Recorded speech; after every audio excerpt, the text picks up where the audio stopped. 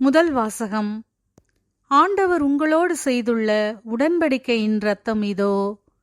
விடுதலை பயண நூலிலிருந்து வாசகம். அதிகாரம் 24, இறை திருவசனங்கள் 3 முதல் 8 முடிய.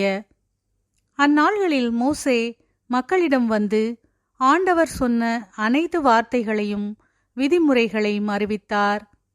மக்கள் அனைவரும் ஒரே குரலாக ஆண்டவர் கூறிய வார்த்தைகள் அனைத்தையும் நாங்கள் செயல்படுத்துவோம் என்று விடையளித்தனர். மோசே ஆண்டவரின் வாக்குகள் அனைத்தையும் எழுதி வைத்தார். அதிகாலையில் அவர் எழுந்து மலையடிவாரத்தில் ஒரு பலிபீடத்தையும் இஸ்ரேலின் 12 குலங்களுக்காக 12 தூண்களையும் எழுப்பினார். அவர் இஸ்ரேல் மக்களின் இளைஞர்களை அனுப்பி வைக்க அவர்களும் ஆண்டவருக்கு எரிபலிகள் செலுத்தினர். மாடுகளை நல்லுறவு பலிகளாகவும் ஆண்டவருக்கு பலியிட்டனர். மோசே இரத்தத்தில் ஒரு பாதியை எடுத்து கலங்களில் விட்டு வைத்தார். மறுபாதியை பலிபீடத்தின் மேல் தெளித்தார். அவர் உடன்படிக்கையின் ஏட்டை எடுத்து மக்கள் காதுகளில் கேட்கும்படி வாசித்தார். அவர்கள் ஆண்டவர் கூறிய அனைத்தையும் நாங்கள் செயல்படுத்தி கீழ்ப்படிந்திருப்போம் என்றனர். அப்போது மோசே இரத்தத்தை எடுத்து மக்கள் மேல் தெளித்து, இவ்வனைத்து வார்த்தைக்கும் இணங்க ஆண்டவர் உங்களோடு செய்துள்ள உடன்படிக்கையின் இரத்தம் இதோ என்றார். ஆண்டவரின் அருள்வாக்கு. இறைவனுக்கு நன்றி. பதிலுரை பாடல். திருப்பாடல் 50. பல்லவி. கடவுளுக்கு நன்றி பலி செலுத்துங்கள். கடவுளுக்கு நன்றி பலி செலுத்துங்கள். தெய்வங்களுக்கெல்லாம் இறைவனாம் ஆண்டவர் பேசினார்.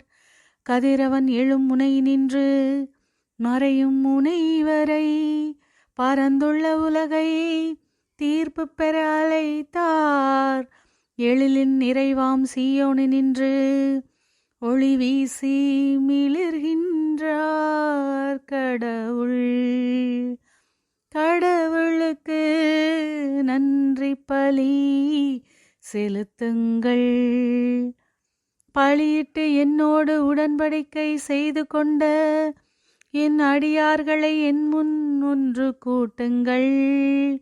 வான்வெளி அவரது நீதியை எடுத்து எம்பும். ஏனெனில் கடவுள் தாமே நீதிபதியாய் வருகின்றார். கடவுளுக்கு நன்றி பலி செலுத்துங்கள்.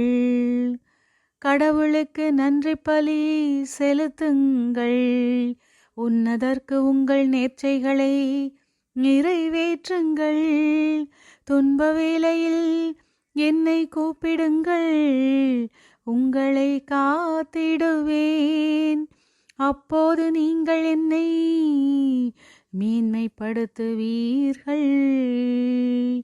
கடவுளுக்கு நன்றி பலி செலுத்துங்கள். நற்செய்தி வாசகம். அறுவடை வரை இரண்டையும் வளர விடுங்கள். மத்தேயு எழுதிய தூய நற்செய்தியிலிருந்து வாசகம். அதிகாரம் 13, இறை திருவசனங்கள் 24 முதல் 30 முடிய. அக்காலத்தில் இயேசு எடுத்துரைத்த வேறு ஓர் உவமை விண்ணரசை பின்வரும் நிகழ்ச்சிக்கு ஒப்பிடலாம். ஒருவர் தம் வயலில் நல்ல விதைகளை விதைத்தார். அவருடைய ஆள்கள் தூங்கும்போது அவருடைய பகைவன் வந்து கோதுமைகளுக்கு இடையே களைகளை விதைத்துவிட்டு போய்விட்டான்.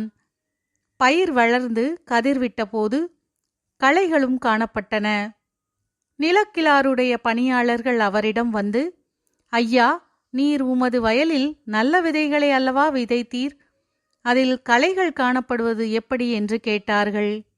அதற்கு அவர், இது பகைவனுடைய வேலை என்றார். உடனே பணியாளர்கள் அவரிடம், நாங்கள் போய் அவற்றை பறித்து கொண்டு வரலாமா? விருப்பம் என்ன என்று கேட்டார்கள். அவர், வேண்டாம், களைகளை பறிக்கும்போது அவற்றோடு சேர்த்து கோதுமையையும் நீங்கள் பிடுங்கிவிடக்கூடும். அறுவடை வரை இரண்டையும் வளரவிடுங்கள். அறுவடை நேரத்தில் அறுவடை செய்வோரிடம் முதலில் களைகளை பறித்து கொண்டு வந்து எரிப்பதற்கென கட்டுகளாக கட்டுங்கள். கோதுமையையோ என் களஞ்சியத்தில் சேர்த்து வையுங்கள் என்று கூறுவேன் என்றார். ஆண்டவரின் அருள் வாக்கு. கிறிஸ்துவே உமக்கு புகழ்.